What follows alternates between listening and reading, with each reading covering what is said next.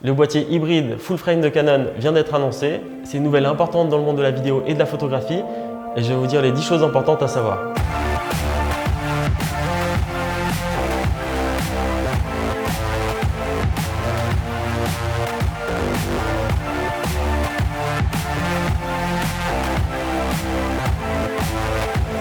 Donc la première chose, c'est qu'évidemment c'est un boîtier full frame, on l'attendait depuis longtemps, c'est le boîtier hybride full frame de Canon. Donc ça permet une meilleure profondeur de champ, ça permet aussi de shooter plus large avec les objectifs, il y a moins de crop.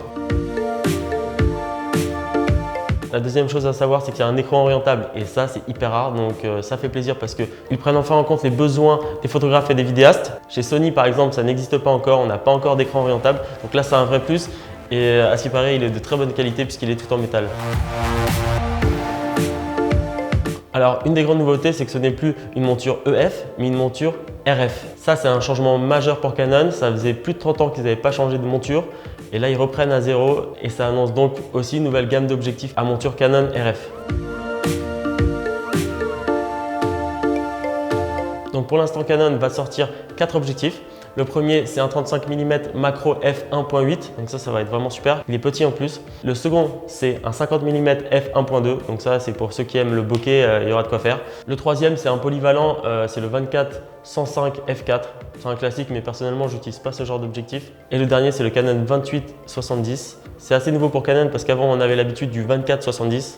Le gros avantage de cet objectif, c'est qu'il est à f2. Donc ça, vraiment, c'est un excellent point.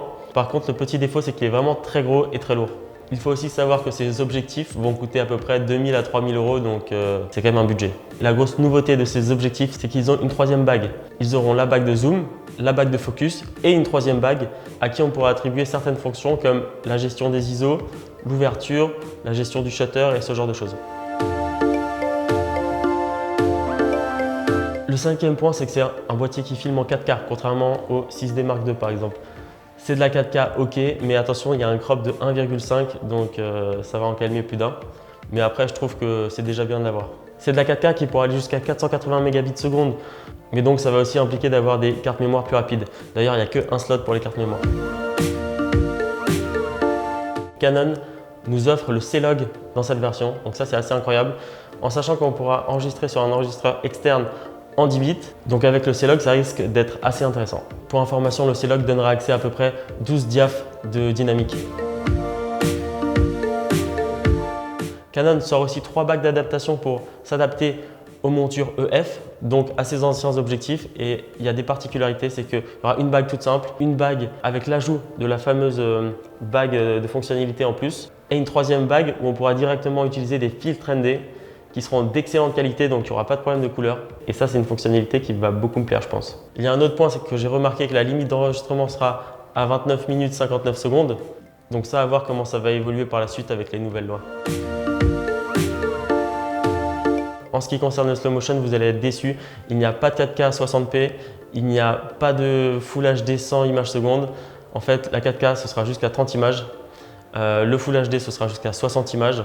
Et si vous voulez de l'ultra slow motion, c'est-à-dire 120 images, il faudra passer sur du 720p. Donc clairement, personne n'utilisera cette fonction, sauf cas extrême. On sait que les boîtiers Canon sont d'excellents appareils photo et là on ne va pas être déçu, je pense, parce qu'on aura à la fois les couleurs Canon et à la fois ce nouveau capteur 30 mégapixels. Donc pour faire des retouches photo, recroper dedans, ça va être super. Et enfin le dernier point, et qui reste un point assez important, c'est qu'il y aura le Dual Pixel Autofocus. C'est l'autofocus que tout le monde adore sur cette caméra. C'est une fonctionnalité que j'ai jamais vraiment l'occasion de tester puisque je tourne avec un GH5 où je fais tout en manuel. Mais c'est vrai que quand on n'a plus besoin de faire la mise au point, j'imagine qu'on gagne du temps pour être plus créatif. Je vais vous donner un peu mon avis sur cette caméra, donc je suis très content qu'elle soit sortie. Ça fait toujours une caméra en plus sur le marché, une option supplémentaire à envisager. C'est un appareil photo qui a ses qualités et ses défauts comme toujours. Il va falloir voir à quelle utilisation ça correspond le mieux. Et pour finir, j'aimerais rappeler que le plus important avec une caméra, c'est qu'elle nous permet d'être créatif. Donc peu importe le nombre de fonctionnalités, 4K, crop, pas crop, full frame, slow motion ou quoi, l'important c'est d'avoir un outil qui nous donne envie de créer. Dites-moi dans les commentaires ce que vous en pensez, ça m'intéresse de savoir si vous êtes intéressé par cette caméra, quels sont les points que vous aimez, ceux que vous aimez moins. On en reparlera probablement ensemble dans des prochaines vidéos. En attendant, si vous n'êtes pas abonné, je vous invite à le faire et on se retrouve dans une prochaine vidéo. Ciao!